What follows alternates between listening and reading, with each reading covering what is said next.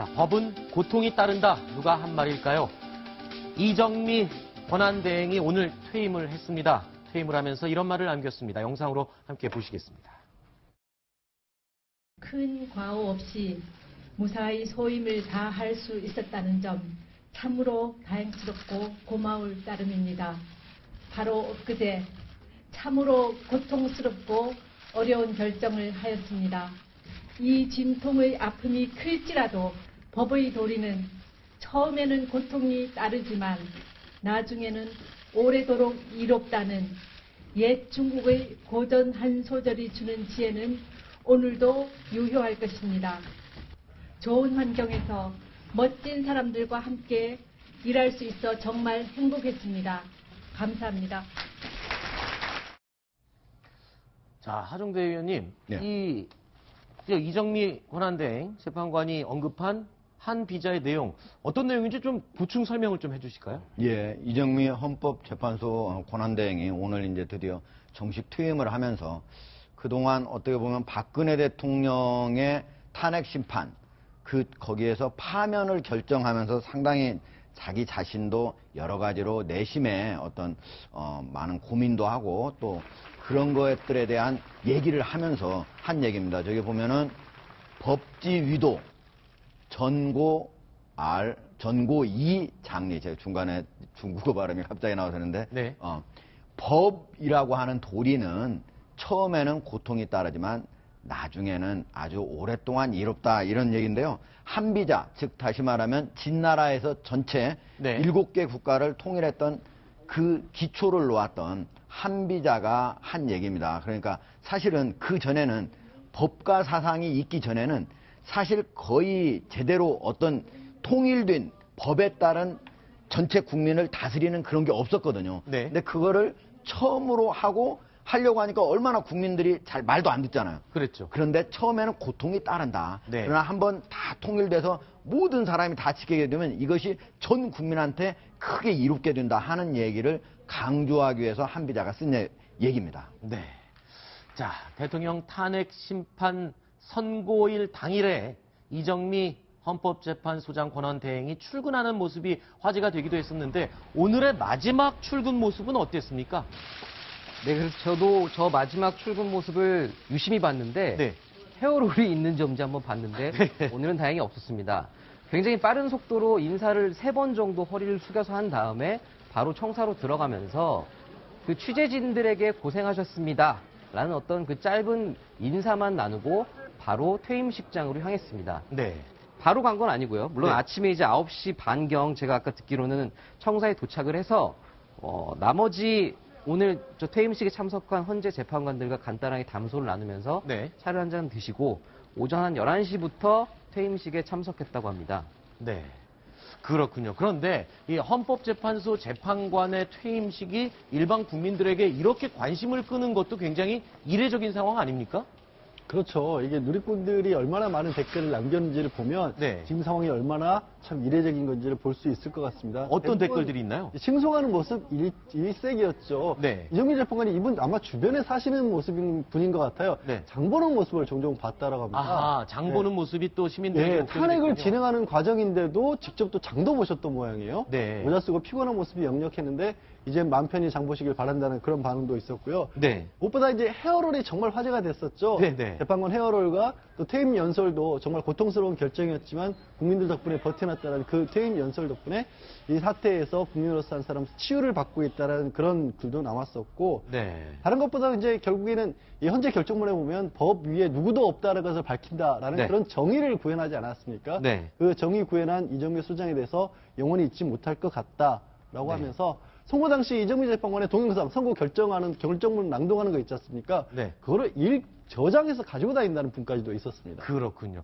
자, 그런데 제가 오늘 들리는 얘기로 저 이정미 재판관의 헤어롤 이거를 헌법재판소에서 보관하는 일을 검토하고 있다고요? 이거 어떻게 된 겁니까? 그러니까 워낙 화제가 많이 됐었죠. 사실은 처음에 저게 언론에 보도가 됐었을 때는 예. 헌재 공보관들이 저건 좀 창피하니까 좀 네. 보도하지 않았으면 좋겠다라고. 공보관이 그렇게 그랬죠. 그렇게 얘기를 하는 바람에 저걸 사실화기로 해준 거잖아요. 이정미 재판관이 했다는 걸. 근데 이게 워낙 화제도 많이 됐고 외신에서도 정말 일하는 여성의 아름다운 모습의 상징 아니냐라는 식의 그런 이미지가 구정이 되다 보니까 헌법재판소에서도 저희 뭐 보관하는 공간 자체도 많이 필요한 건 아니지 않습니까? 그렇죠. 보관을 할 예정이라고 합니다. 네, 상징적인 의미가 있기 때문에 해외 언론에서도 이정미 재판관의 헤어롤에 대해서 굉장히 의미를 부여해서 보도를 하기도 했습니다. 자, 그런데 퇴임은 했지만 이정미 재판관에 대한 신변 경호가 계속 유지가 된다. 그런 얘기가 있어요. 네, 지금 사실 퇴임은 하셨지만 일부 아직 과격 시위자들이 어떤 위해를 가할 수 있다라는 그런 걱정, 우려가 있습니다. 네. 지금 저 화면에 보시는 것처럼 아직도 저렇게 격앙된 분들이 가끔 헌재 앞이나 네. 또 심지어는 최근에 어떤 그 시민사회단체에서 이정미 전 재판관의 자택 주소를 공개까지 했었습니다. 그랬죠. 그래서 경찰도 수사를 하고 있는 중인데 그러다 보니 24시간 근접 경호를 하는 지금 경찰관들이 당분간은 유지를 한다고 합니다. 네. 심지어 몇몇 경찰관들은 실탄도 아하. 가지고면서 만일의 사태에 대비를 하고 있다고 합니다. 그렇군요. 최고 수준의 경호를 당분간은 받아야 되는 그런 상황이라고 알려지고 있습니다. 자, 그런데 이정미 재판관이 퇴임하기 직전에 또 박헌철 소장도 퇴임을 했지 않습니까? 이렇게 예. 헌법재판소 재판관들이 퇴임을 하면 앞으로 뭐 어떻게 되는 겁니까? 원래 같은 경우는 이제 기본적으로는 네. 로펌을 만약에 간다고 하더라도 네. 매출액 100억 이상 로펌은 못 가거든요. 아, 그렇죠. 그러면 한 전국에 한 2, 30개 되는 로펌은 갈 수가 없기 때문에 네. 되게 이제 바로 어떤 일을 바로 시작하기는 좀 어려울 것 같고요. 지금 현재 이제 박한철 헌재 소장 같은 경우에도 지방에 사찰에 들어가가지고 네. 지금 잠시 이제 가다듬고 있는 그런 상황이고요. 이정미 권한대행 같은 경우도 지금 특별히 어떤 계획을 세우지는 않고 있답니다. 그러니까 이번에 박근혜 대통령이 탄핵 심판 60일 넘게 했잖아요. 네. 그러니까 그게 엄청나게 많은 휴일도 없이 계속 한 거거든요. 그래서 그렇죠. 당분간은 일단 쉬고 나중에 천천히 어떤 일을 할 것인지 생각을 해볼 것으로 보입니다. 네. 자, 그리고 이제 민간인 신분이 된 박 전 대통령 특검에서 바통을 이어받은 검찰이 지금 수사를 이번 주 내로 본격화한다는 얘기가 들리던데요. 그럴 가능성이 굉장히 높아 보입니다. 무엇보다도 지난해 검찰특별수사본부에서 수사를 했던 부분에 대해서는 거의 헌법재판소에서 인정이 되다시피 한 거고 그랬죠. 특별수사본부 특검에서 또 이 최소한 5건 가량을 추가하는데 다른 게 아니라 기존에 직권남용으로만 봤던 부분들을 삼성이 뇌물로 줬다라는 쪽으로 해서 추가를 했고 또 이제 의료법 위반도 있고요. 그다음에 블랙리스트 같은 것은 직권남용으로 봤거든요. 그래서 지금까지 박 전 대통령이 지금 받고 있는 혐의가 13가지나 됩니다. 그렇죠. 그런 상황이기 때문에 또 정치적으로도 만약에 이게 대선 요구로 들어가는데 너무 늘어지게 되면 네. 어떤 영향력을 주려는 게 아니냐는 의혹이 제기될 수 있기 때문에 이 부분에 대해서는 신속하게 수사를 하는 것이 원칙에 맞다라는 의견들이 좀 지배적입니다. 지금까지 박근혜 전 대통령의 검찰 수사에 대한 태도를 보면 글쎄요, 그렇게 적극적인 협조를 할 것 같지는 않은데 포토라인에 설 수 있는 모습을 볼 가능성이 있을까요? 저는 그게 피할 수 없는 어떤 상황이 아닐까 싶습니다. 초반에 말씀드린 것처럼 만약에 자발적으로 출두를 해서 검찰 소환에 응하지 않으면 결국은 강제 집행을 할 수밖에 없지 않습니까? 그렇죠. 법리라고 하는 것이 있기 때문에 그렇기 때문에 그리고 지금까지 뭐 전래 전 대통령 다른 전 대통령들 같은 경우도 문제가 됐었을 때는 공인이었던 사람이기 때문에 국민 앞에 서는 것이 지금 당연한 상황이라서 네. 그거를 피하기는 어려워 보입니다.